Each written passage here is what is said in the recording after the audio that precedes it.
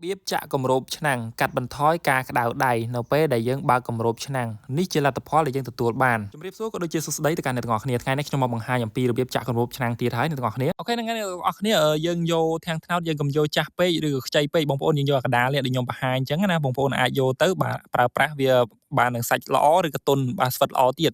ហ្នឹងហើយជាមួយខ្ញុំបង្ហាញបងប្អូននៅវីដេអូមុនខ្ញុំបានបង្ហាញឡើងហ្នឹងជួនកាលបងប្អូនខ្លះបាទគាត់ធ្វើទៅខុសអញ្ចឹងណាបងប្អូនបាទយូរកាលយកចាស់ពេកក៏វាស្វិតបាក់បែកអញ្ចឹងណាវាអត់ស្អាត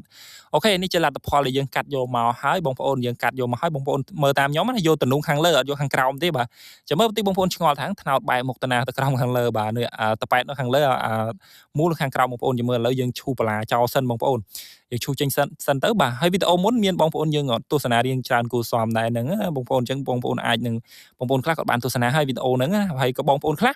គាត់កំពុងតែធ្វើអ្នកខ្លះក៏គាត់បានអនុវត្តធ្លាប់ប្រើអញ្ចឹងអ្នកខ្លះក៏គាត់មិនបានធ្លាប់ប្រើអ្នកខ្លះអូនៅឃើញអតីតកាលឃើញតាខ្ញុំឃើញយាយខ្ញុំឃើញពុកខ្ញុំគាត់ធ្វើឲ្យខ្ញុំក៏ធ្លាប់ដែរបងប្អូនឃើញតាឃើញអ៊ំគាត់ធ្វើអញ្ចឹងគឺថានឹកឃើញដល់នៅក្មេងៗណាបាទអូខេឥឡូវលទ្ធផលដែលយើងពុះបងប្អូនកាត់មកយើងយកមកសក់វាយើងចិតឲ្យស្អាតឲ្យរាងស្ដើងតិចមកបងប្អូនបាទនៅពេលដែលយើងកាត់បានយើងឈូសបានស្ដើងល្អចិត្តបានហើយយើងកាត់នេះបងប្អូនកាត់កត្រៃក៏បានឬក៏កាត់កបិតក៏បានដែរដោយសារតែយើងកាត់កត្រៃការពារកុំឲ្យវាឆាវអញ្ចឹងបងប្អូនកុំឲ្យវាវីកបាទកុំឲ្យវាឆាវជាស្រ័យអ្នកគ្នានៅពេលដែលយើងកាត់បានហើយបងប្អូនត្រូវឈូសអានឹងទៀតបាទនៅពេលដែលយើងឈូសឲ្យស្ដើងជាងនឹងទៅទៀតការឈូសកន្លែងនេះយើងប្រុងប្រយ័ត្នមែនទែនការពារកុំឲ្យវាវីកឬក៏ឆិតបាទកុំឲ្យវាបាទរាក់ជ្រៅឯណាវាដាក់ឲ្យស្មើសាច់ទុនល្អតែម្ដងបាទហើយនេះជាលទ្ធផលដែលយើងទទួលបានម្ដងទៀតហើយអ្នកគ្នាជាស្រ័យបាទចប់មាត់នៅពេលយើងទទួលបានម្ដងទៀតហើយបងប្អូនយើងនេះជារបៀបចាក់ដែលសំខាន់ជាងគេនៅពេលបងប្អូនដែលគាត់មិនដែលធ្លាប់ឃើញឬក៏គាត់ធ្លាប់ឃើញហើយអ្នកខ្លះគាត់មានបទពិសោធន៍អ្នកខ្លះគាត់មានជំនាញខុសពីហ្នឹងជាស្រ័យនៅទាំងអស់គ្នាបាទអូនិយាយនឹងច្បាស់ទៀតបងប្អូនដោយសារតែអីហើយលោកបងប្អូនថាអូគេមិនមែនចាក់ចឹងទេអូនឯងចាក់ចឹងខុសហើយបរិញ្ញាគេខុសហើយជាស្រ័យអ្នកទាំងអស់គ្នាដោយសារតែយើងវាលក្ខណៈថាតាមតំបន់ណាបាទយើងឃើញទៅខុសគ្នាចឹងពុកម៉ែបងប្អូនអាចខមមិនមកខ្ញុំឃើញខ្ញុំមានបទពិសោធន៍នេះលក្ខណៈថាយើងទទួលបទពិសោធន៍ដូចគ្នាទៅវិញទៅមកចឹងគេថាបាទចេះចែករំលែកគ្នាទៅវិញមកបងប្អូនបាទអូខេឥឡូវខ្ញុំចាក់ទៀតហើយបាទបើសិនជាយើងមានរបៀបផ្សេងពុកម៉ែបងប្អូនបាទខមមិនប្រាប់ម្នាក់មួយទៅបាទនឹងហើយដើម្បីយើងទទួលបានបទពិសោធន៍ខ្ញុំទទួលបានបទពិសោធន៍ពីបងប្អូនទៀតហើយជួនកាលមានបងប្អូនយើងខ្លះគាត់ចាក់ខ្សែសរោមអ្នកខ្លះគាត់ចាក់ខ្សែកណាត់អីចឹងណាបាទមានខ្សែផ្សេងៗចឹងតាមដែលយើងស្រឡាញ់ចំណែកខ្ញុំវិញខ្ញុំស្រឡាញ់បែបធាងថ្នោតនេះបងប្អូនយកមកចាក់មកបែបបុរាណផងបែបធម្មជាតិយើងសុទ្ធសាធតែម្ដងបាទហើយការចាក់នេះទៀតយើងមិនប្រកាសថាបាត់ក្តៅដៃ 100% ទេបងប្អូនយើងអាចកាត់បាទសល់ត្រឹម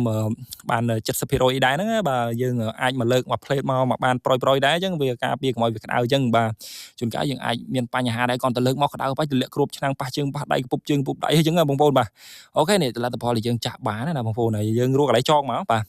ប្រហែលជាមានបងប្អូនយើងខ្លះគាត់បានទស្សនាគាត់បានឃើញបានធ្វើបានប្រើណាអ្នកខ្លះកំពុងទស្សនានេះលុយឲ្យញឹមតិចខ្ញុំក៏ធ្លាប់ប្រើដែរបងអើយបើចាក់អញ្ចឹងប្រហែលជាដូចតាខ្ញុំដូចពុកខ្ញុំដូចតាបាទដូចយាយដូចអីចឹងណាក៏ធ្លាប់ប្រើពីមុនបាទហ្នឹងហើយបងប្អូនបាទហើយកុំភ្លេចបាទ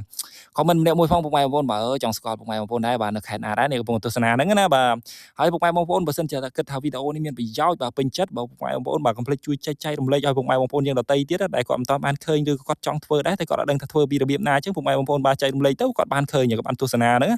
បាទហ្នឹងហើយអ្នកនរគ្នាបាទហើយក៏សូមចិត្តពុកម៉ែបងប្អូនបាទជួយចុច follow ឲ្យ page ខ្ញុំបាទម្នាក់មួយផងដើម្បីឲ្យពុកម៉ែបងប្អូនបានទទួលនៅវីដេអូថ្មីៗពីខ្ញុំបាទទៀតនៅពេលដែលខ្ញុំផលិតវីដេអូផ្សេងៗឬក៏ខ្ញុំបាទចែករំលែកនៅបទពិសោធន៍ផ្សេងទៀតពុកម៉ែបងប្អូននឹងបានទស្សនាឬក៏ដូចជាបានឃើញបានបទពិសោធន៍ពីខ្ញុំវិញក៏ដូចជាបងប្អូន comment មកខ្ញុំបានបទពិសោធន៍ទៅពីបាទពីបងប្អូនទៅវិញហើយអូខេហ្នឹងហើយអ្នកទាំងអស់គ្នាបាទអរសូមអរគុណច្រើនពុកម៉ែបងប្អូនបាទយើងនឹងជួបគ្នានៅវីដេអូក្រោយបាយបាយអ្នកគ្នាបាទជូនពរសុខភាព